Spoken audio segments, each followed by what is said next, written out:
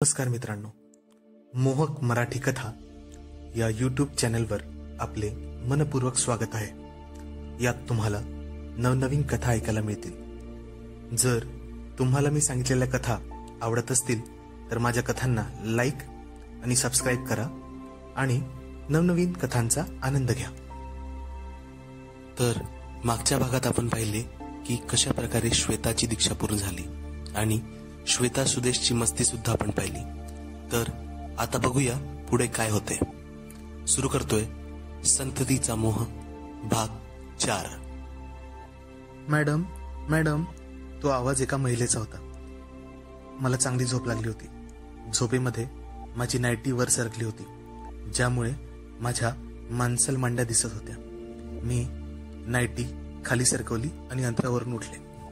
मला वाटले की आश्रमात एकही स्त्री नाही पाहिली, तर इथे आवाज कोणाचा येतोय. मी दरवाजा उघडला. बाहेर एक स्त्री उभी असल्याचे मला दिसले. माझे नाव मेघा आहे. मी गुरुजींची शिष्य आहे. मी काही दिवस दूर होते, त्यामुळे तुम्हाला भेटू शकले नाही.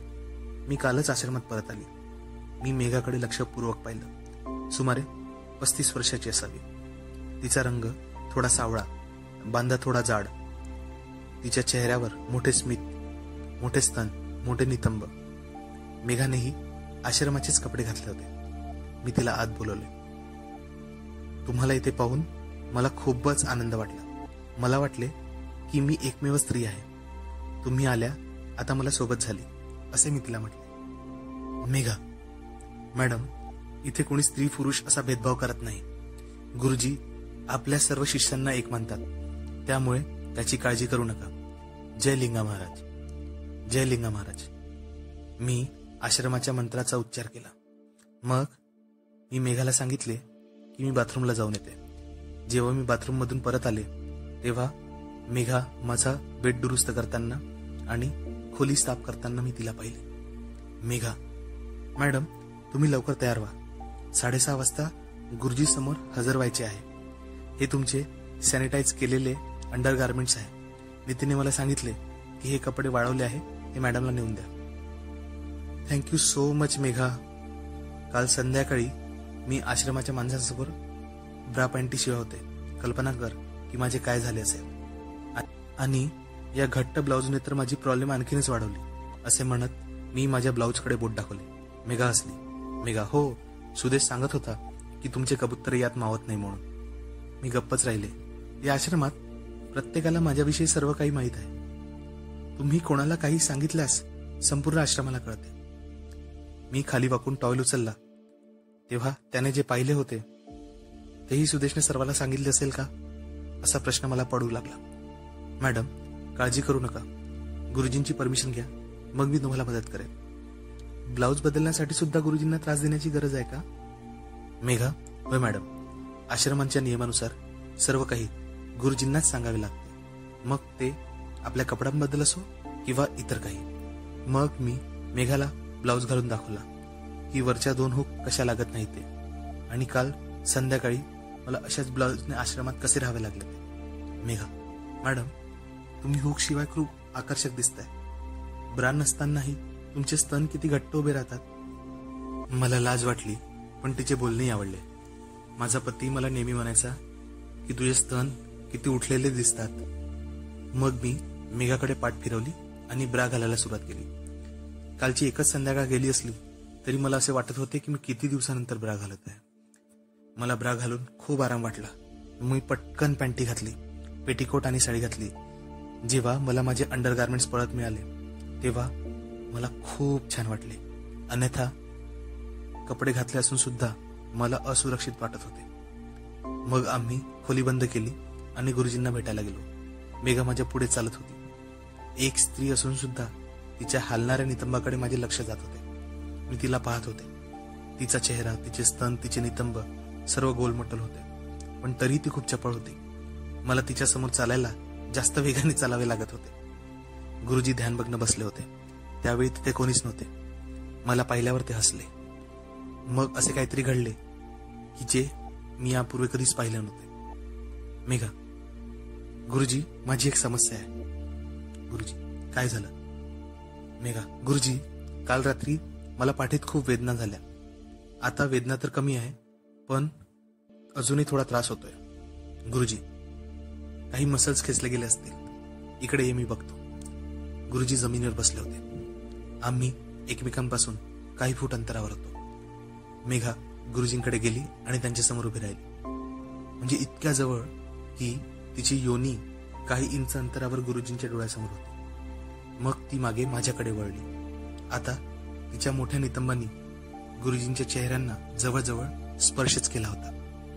मग गुरुजींनी मेघाची कंबर दोन्ही हातांनी पकडली आणि विचारले, इथे वेदना आहेत का? मेघा हो म्हणाली. मग गुरुजींनी जे केले त्यामुळे माझा चेहरा लाजेने लालच झाला. त्यांनी साडीच्या बाहेरूनच मेघाच्या दोन्ही नितंबाला हातांनी दाबायला सुरुवात केली. मी तिथे उभी होते त्या साईडने मला सर्व स्पष्ट दिसत होते. सुरुवातीला त्यांनी हळूहळू दाबले, जणू ती काही नसांना स्पर्श करत आहे. मग त्यांनी मेघाच्या नितंबांना दोन्ही हातांनी जोरजोरात दाबायला सुरुवात केली. तिचे नितंब एवढे पसरले होते की गुरुजींच्या हातामध्ये येत नव्हते. बसल्या बसल्या गुरुजी मेघाचे नितंब दाबत होते आणि मेघा शांतपणे उभे होते. अरे देवा, कोणती स्त्री परपुरुषाला तिच्या शरीराला स्पर्श करण्याची परवानगी देऊ शकते? जर माझ्या पतीनेही असे केले असते तरी मला लाज वाटली असती. मेघाच्या चेहऱ्यावर कोणती रिॲक्शन नव्हती याचे मला आश्चर्य वाटले. हा प्रकार काही काळ चालू राहिला. मेघा शांतपणे उभी होती, पण तिचे नितंब इतके चोळल्यामुळे ती गरम झाली असेल का असे मला वाटत होते. मला स्वतःलाच उत्तेजित झाल्यासारखे वाटत होते. मग मेघा गुरुजींकडे वळली. मला वाटते मी उगाचच गुरुजीबद्दल गलिच्छ विचार करत आहे. दुखलेले स्नायू शोधण्यासाठी त्यांनीही असे केले असावे. पण कोणत्याही परिस्थितीत तसे करणे आवश्यक असेल तर ते एकट्यानेच करायला हवे होते. इतरांसमोर इतका निर्लज्जपणा करणे चांगले नाही. कुणालाही गैरसमज होऊ शकतो. गुरुजी, मेघा, तुला तुझ्या कंबरवर आणि नितंबावर गरम पाणी लावायला लागेल आणि हे औषध दिवसातून 2 वेळा घ्यावे लागेल असे म्हणत गुरुजींनी तिथे ठेवलेली एक पेटी उघडली, ज्यात रंगीत औषधांच्या 40-50 बॉटल्स होत्या. मंजूने औषध घेतले आणि ती निघून गेली. आता गुरुजींनी माझ्याकडे लक्ष दिले आणि मला बसायला सांगितले. गुरुजी, श्वेता, आय एम सॉरी की तुला वाट पाहावी लागली असेल. तुझे अंडरगार्मेंट्स तुला परत मिळाले आहे ना? आता तर तुला कम्फर्टेबल वाटतंय ना? गुरुजींनी माझ्याकडे पाहिलं आणि हसले. मला अशा बोलण्याची सवय नव्हती. लाज वाटत होती. मी फक्त हो म्हणून मान डोलवली. गुरुजी, श्वेता, आजपासून मी तुझ्यावर उपचार सुरू करेल. जय लिंगा महाराज.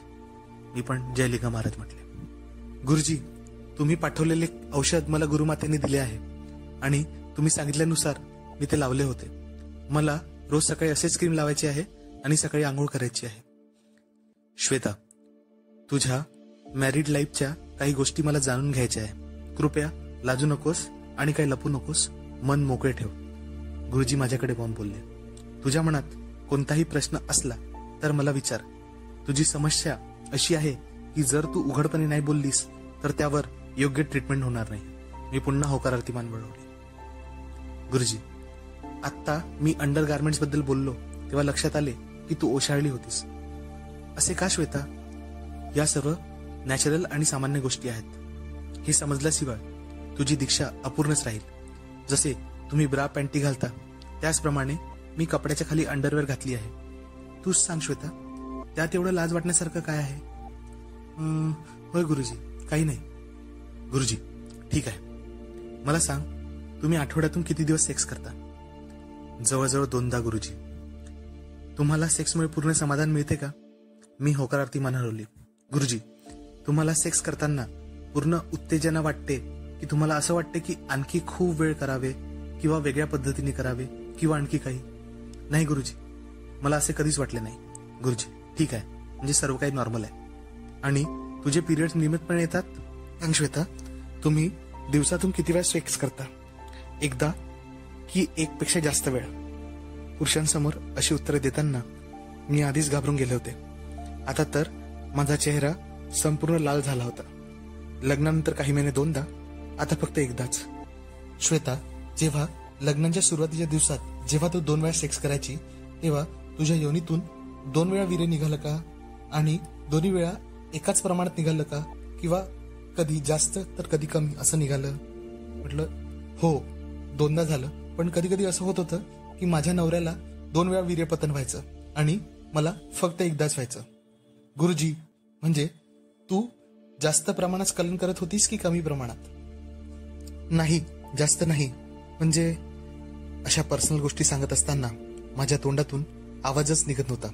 काय बोलावे, काय सांगावे कळत नव्हते. गुरुजी, सांग श्वेता, मन मोकळे ठेव, मोकळेपणाने बोल. होते आजकाल मी गरम झाल्यावर सेक्स केल्यानंतर सुद्धा मला असं वाटतंय की माझी गरमी निघालीच नाही, माझ्यात बरीच उत्तेजना राहते. गुरुजी, ठीक आहे श्वेता, मला हवी असलेली माहिती मिळाली. मग गुरुजींनी डोळे मिटून काही क्षण ध्यान केले. गुरुजी, जय लिंगा महाराज. हे बघ श्वेता, सेक्स करताना जास्त वीर्यपतन झाले तरच तू गरोदर राहशील. तुझ्याशी बोलल्यानंतर मला असे वाटते की तू सेक्स करताना चरमसीमेवर पोहोचू शकली नाहीयेस. त्यामुळे तुझे वीर्यस्खलन खूप कमी होते आणि ती उष्णता तुझ्यात शिल्लक राहते. त्यामुळे तुला सेक्सचा पूर्ण आनंद मिळत नाही आणि तुझी तृप्ती होत नाही. ही समस्या अनेक विवाहित जोडप्यांमध्ये आढळते आणि काळजी करण्यासारखे काही नाही. पण जर एखादी स्त्री पूर्णपणे सेक्शुअली ऍक्टिव्ह असून सुद्धा तिच्या योनीतून पुरेसे वीर्यस्खलन होत नसेल तर ही चिंतेची बाब आहे. मग गुरुजी थोड्या वेळ थांबले, जणू ते माझ्याकडून कुठल्या तरी प्रश्नाची वाट पाहत होते. स्खलन पुरेसे नसेल तर काय होईल गुरुजी? गुरुजी, हे बघ श्वेता, स्खलन कमी झाले तर स्त्रीची अंडीही कमी प्रमाणात तयार होतात आणि त्यामुळे गर्भधारणा होण्याची शक्यता खूप कमी असते. पण काळजी करू नको, कारण योनीतून स्खलन वाढवण्याचे काही मार्ग आहेत आणि ते औषधी वनस्पतींनी देखील वाढवता येते. पण यासाठी मी सांगतो त्याप्रमाणे तू कोणतीही लाज व शंका न बाळगता करू शकशील. गुरुजी, मी गरोदर राहण्यासाठी काही करेल. मी तुम्हाला सांगू शकत नाही की गेल्या काही महिन्यापासून मी किती उदास आहे, की सर्व स्त्रिया माता होतात, मी का होऊ शकले नाही. तुम्ही फक्त आज्ञा द्या. गुरुजी, ठीक आहे श्वेता, पण हे इतके सोपे नाही, समजून घे. सर्वप्रथम मला तुझ्या योनीतून स्खलन होण्याचे प्रमाण किती आहे हे जाणून घेणे आवश्यक आहे. तू हस्तमैथून करते का? आता माझा घसा कोरडा होऊ लागला. माझ्या 28 वर्षाच्या आयुष्यात मला अशा प्रश्नांची उत्तरे कधीच द्यावी लागली नव्हती. यावेळेस लाजेने माझी अवस्था काय झाली होती हे मी सांगू शकत नाही. होय गुरुजी, पण मी ते अधूनमधून करते आणि वीर्यपतन फारच क्वचित होते. मला हस्तमैथुनाचे व्यसन नव्हते. माझ्या बाबतीत जे घडले ते आपोआप घडले. म्हणजे लग्नानंतर गरज कमी होती. लग्नाआधी जेव्हाही मला सेक्सी स्वप्ने पडायची तेव्हा माझी योनी आपोआपच ओली व्हायची. किंवा कधी बसमध्ये आणि ट्रेनमध्ये कोणी माझ्या शरीराची छेडछाड केली तर मी घरी येऊन अंथरुणावर पडली की त्या घटनेचा विचार केल्यावर माझी योनी आपोआप ओली व्हायची. पण हे सगळे नॅचरल होते. पण आता गुरुजींचे म्हणणे ऐकून मला प्रश्न पडला की माझ्या योनीतून पुरेसे स्खलन कसे होईल.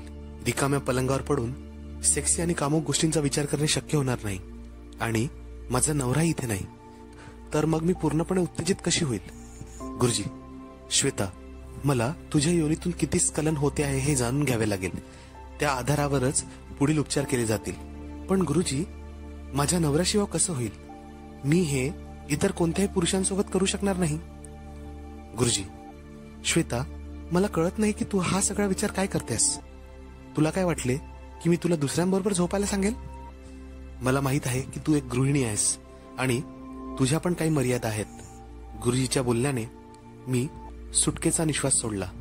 पण पुरुषांशी सेक्स केल्याशिवाय मी पूर्णपणे उत्तेजित कशी होईल हे अजूनही मला समजले नव्हते. गुरुजी, श्वेता, उपचाराचा पहिला भाग म्हणजे मनावर नियंत्रण. तुला तुझ्या डोक्यातून सर्व विचार काढून टाकावे लागतील. फक्त तुझ्या शरीराकडून नॅचरल रिस्पॉन्स यावी द्यावा लागेल.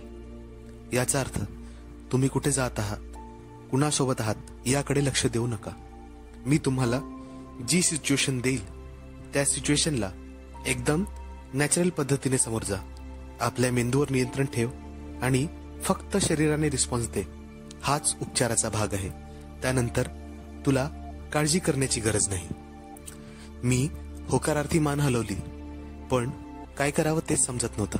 गुरुजी, बघ, मी तुला समजवतो. सर्वप्रथम औषधी वनस्पतीपासून तयार केलेले हे औषध दिवसातून 2दा घ्यावे लागते. सकाळी एकदा लघवी केल्यानंतर आणि रात्री झोपण्यापूर्वी एकदा घ्या. हे औषध किती घ्यायचे ते बाटलीवर लिहिले आहे. ठीक आहे. मी औषधाची बाटली घेतली आणि मान हलवली. गुरुजी, हे दुसरे औषध आहे. जेव्हा तुम्ही आश्रमातून बाहेर जाल तेव्हा बाहेर जाण्यापूर्वी हे खा. आणि हे तेल आहे. आंघोळीपूर्वी संपूर्ण शरीराला या तेलाने मसाज करा. आणि आंघोळीसाठी फक्त हर्बल पाण्याचा वापर करा, ज्याने तुम्ही दीक्षेच्या पूर्वी आंघोळ केली होती. काल हर्बल बाथ घेतल्याने मला खूप ताजेतवाने वाटले. गुरुजी, होय, औषधी वनस्पतींनी आंघोळ केल्याने शरीर ताजेतवाने होते आणि ऊर्जा वाढते. आणि हो, हे तेल स्तनावर लावू नको, त्याच्यासाठी आणखी एक तेल आहे, असे सांगत गुरुजींनी हिरव्या रंगाचे तेल मला मसाजसाठी दिले.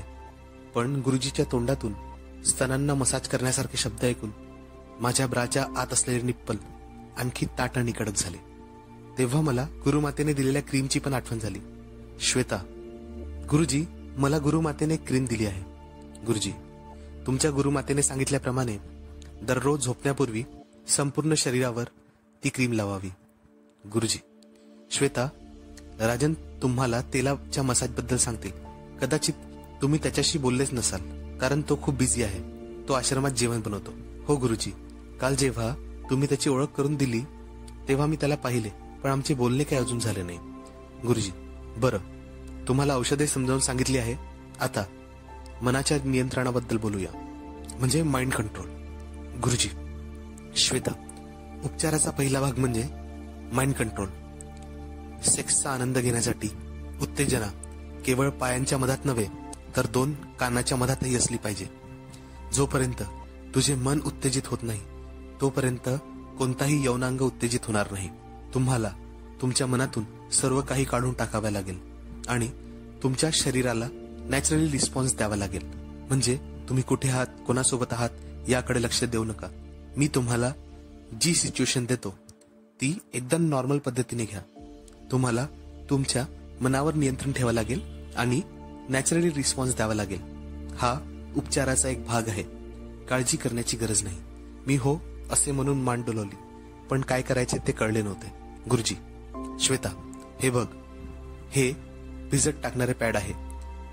जेव्हा तू आश्रमातून बाहेर जाशील तेव्हा ते पॅड घालायचे. पुढचे 2 दिवस तुला हे पॅड घालायचे आहे. गुरुजींनी मला एक छोटा चौरस सुती पॅड दिला.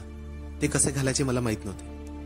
मी ते कसे घालणार हा कदाचित माझ्या आयुष्यातील सर्वात मूर्खपणाचा प्रश्न होता. गुरुजी, श्वेता, मी तुम्हाला सांगितले होते की जेव्हा तुम्ही जागे व्हाल तेव्हा तुमची योनी किती स्खलन करते हे मला जाणून घ्यायचे आहे. त्यासाठी हा विशेष प्रकारचा सोकिंग पॅड बनवला आहे. ते तुम्ही तुमच्या योनी मार्गातील छिद्रावर, म्हणजे तुमच्या चड्डीच्या आत ठेवा. हे शब्द ऐकून माझा चेहरा लाजेने लाल झाला. मला इतकी लाज वाटली की मी गुरुजींच्या डोळ्यांना फेस करू शकले नाही. गुरुजींच्या तोंडून योनीचे छिद्र ऐकून माझे कान गरम झाले. त्या हुकलेस टाईट ब्लाउज मध्ये माझे स्तन अधिकच घट्ट आणि कडक झाले. गुरुजी. श्वेता, हे पॅड तुमच्या चड्डीच्या आत अशा प्रकारे ठेवा की ते घसरले नाही पाहिजे. एक एक थेंब त्यात गेला पाहिजे, मगच योग्य मात्रा कळू शकेल. तुम्ही नीट कराल ना? मी खाली जमिनीवर नजर टाकली आणि मान डोलवली. मला ही चर्चा संपवायची होती. मला असे वाटले की जर हा विषय जास्त काळ चालला तर गुरुजी मला साडी कमरेपर्यंत उचलायला सांगतील आणि माझ्या पॅन्टीमध्ये हात टाकून पॅड कुठे ठेवायची हे मला सांगतील. अरे बापरे. ठीक आहे गुरुजी, मला समजले. गुरुजी. ठीक आहे श्वेता, आज आणि उद्या तुम्ही किमान 2 वेळा चर्मोत्कर्ष म्हणजे ऑर्गॅझम गाठावा अशी माझी इच्छा आहे. त्यानंतरच नेमकी मात्रा कळू शकेल.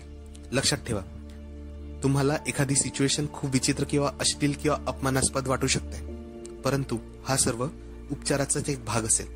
त्यामुळे तुम्हाला नॉर्मल रिॲक्शन द्यावी लागेल आणि जे घडत आहे ते होऊ द्यावं लागेल. गुरुजी. श्वेता, तुम्ही आश्रमाच्या डेली कामात सहभागी व्हावे अशी माझी इच्छा आहे. तुम्ही स्वयंपाकघरात मदत करू शकता. तुम्हाला हवे असल्यास तुम्ही दुपारी योगा, स्विमिंग इत्यादी सारख्या ऍक्टिव्हिटीमध्येही सहभागी होऊ शकता. ठीक आहे गुरुजी, मी जे काम करावे अशी तुम्हाला इच्छा असेल ते तुम्ही मला सांगा. मी ते काम नक्कीच करेल. गुरुजी. ठीक आहे श्वेता, आता तू जा. तुला कधी काय करायचे आहे, कुठे करायचे आहे हे माझे शिष्य तुला सगळे सांगतील. लिंगा महाराजावर विश्वास ठेव, सगळं काही ठीक होईल. धन्यवाद गुरुजी. मी तिथून माझ्या खोलीत गेले. गुरुजींच्या माइंड कंट्रोलच्या बोलण्याने मी टेन्शनमध्ये होते. गुरुजींनी सांगितले होते की जे काही होत आहे ते होऊ दे, पण मी हे सर्व कशी काय करू शकेल? पतीशिवाय दिवसातून 2दा मला ऑर्गॅझम कसे होईल? लग्नाच्या सुरुवातीच्या दिवसात मला खूप जलद ऑर्गॅझम येत होते, परंतु हळूहळू माझ्या पतीसोबत सेक्स करणे हा डेली रुटीन झाला होता. मग मी माझ्या मनाला समजावले आणि दुसरा कोणता पर्यायही नव्हता, कारण माझ्या योनीतून स्खलन नॉर्मल आहे की नाही हे गुरुजींना जाणून घ्यायचे होते. गुरुजींच्या म्हणण्यानुसार मी स्वयंपाकघरात गेले आणि राजेशला भाज्या कापण्यास मदत केली. मी माझा हात बादलीत टाकला आणि माझ्या हातावर वन औषधीयुक्त पाणी घेतले. त्याचा एक भन्नाट वास येत होता. त्यात काय टाकले माहीत नव्हते. मग मी त्या पाण्याने आंघोळ करायला सुरुवात केली. मग मध्ये ठेवलेले साबणाचे लिक्विड माझ्या शरीरात लावले.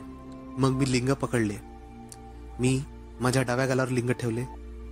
मग मी माझ्या उजव्या गालावरही तेच केले. माझ्या दग्ध स्तनावर त्या दगडाच्या स्पर्शाने मला एक सळसळ निर्माण झाली. माझे शरीर एका क्षणासाठी थरथरले. अशा प्रकारे संपूर्ण नग्न शरीरावर मी लिंग फिरवले आणि त्याने आपली योनी, नितंब मांड्या आणि ओठांचा स्पर्श केला आणि मंत्राचा जापही केला. त्यानंतर मी वन औषधीयुक्त पाण्याने संपूर्ण आंघोळ केली. मग मी टॉवेलने आपला चेहरा धुतला. वन औषधीयुक्त आंघोळीमुळे मला खूप फ्रेश वाटत होते. त्या मोठ्या आरशासमोर आंघोळ केल्यानंतर मला नेहमीच माझे नग्न शरीर दिसत असे. मला असे वाटू लागले की हे सगळं करू करू मी चावट होत चालली आहे आणि आश्रमाचे कपडे घालायला सुरुवात केली. काही वेळानंतर म्हणजे सकाळी 10 वाजता सुदेशने दरवाजा वाजवला. सुदेश, मॅडम तयार व्हा. गुरुजींनी तुम्हाला टेलरकडे नेण्यास सांगितले आहे. तो ब्लाऊज तुम्हाला बसत नाही ना? पण मी तर त्यांना काही बोलले नाही. त्यांना कसे कळले? सुदेश, गुरुजींना मेघाने सांगितले. मी मनातच मेघाला थँक्स म्हटले. तिच्यामुळे मला गुरुजींना ब्लाऊज बद्दल सांगायची गरज पडली नाही. सुदेशच्या वागणुकीने मला नेहमीच हसायला येत होते. मला त्याचे डोळे माझ्या शरीराच्या खालच्या भागात फिरताना अधिक दिसायचे. हे पाहून मी त्याच्याशी बोलताना लक्ष ठेवले की माझी पाठ त्याच्या दिशेने नसावी. काल मी टॉवेल उचलताना त्याला काय काय दिसले हे माहीत करून घ्यायचे नव्हते. टेलर आश्रमात राहतो का? सुदेश, नाही मॅडम, टेलर इथे राहत नाही. दुकानात जाण्यासाठी 5-10 मिनिटं लागतात. मी तुमच्याबरोबर जाणार नाही. आश्रमाच्या बाहेरचे काम विक्रम करतो. तो तुम्हाला टेलरकडे घेऊन जाईल. ठीक आहे, विक्रमला पाठवून दे. सुदेश, हो मॅडम. आणि आश्रमातून बाहेर जाताना औषधे घ्यायला आणि पॅड घालायला विसरू नका. हे सांगताना सुदेशच्या चेहऱ्यावर एक नीच स्माईल होती. त्यानंतर तो बाहेर निघून गेला. मी अवाक झाले. या गुंडाला देखील माहित आहे की मला माझ्या चड्डीत पॅड घालायचा आहे म्हणून. अरे देवा, या आश्रमातील प्रत्येक लोकांना माझ्याबद्दल सगळ्या गोष्टी माहीत आहेत. मी दार बंद केले आणि गुरुजींनी सांगितलेले औषध घेतले. मला जे औषध आश्रमातून बाहेर जाताना खायचे होते. मग मी बाथरूममध्ये गेले आणि चड्डी खाली सरकवून माझ्या योनीच्या छिद्रावर पॅड बरोबर बसली पाहिजे या हिशोबाने पॅड ठेवून माझी चड्डी वरती केली. पॅडने माझ्या योनीच्या ओठांना स्पर्श केल्याने मला एक झिंझिनी आली. मग मी माझे लक्ष त्या गोष्टीपासून दूर केले आणि साडी आणि पेटीकोट बरोबर केला. काही काळानंतर विक्रम आला. विक्रमची पर्सनॅलिटी खूप आकर्षक होती. तो म्हणाला की तो आश्रमात योगा शिकवतो आणि खो खो, कबड्डी आणि पोहणे यासारखे खेळही शिकवतो. विक्रमची पर्सनॅलिटी अशी होती की त्याला पाहून कोणतीही महिला आकर्षित होईल. मी सुद्धा त्याची बॉडी आणि त्याची ओव्हरऑल पर्सनॅलिटी पाहून खूप अट्रॅक्ट झाले. त्यानंतर विक्रम आणि मी टेलरच्या दुकानाकडे जायला निघालो. तर मित्रांनो, आजपासून श्वेताचे उपचार सुरू झाले. तर बघूया आता श्वेतासोबत पुढे काय काय होते.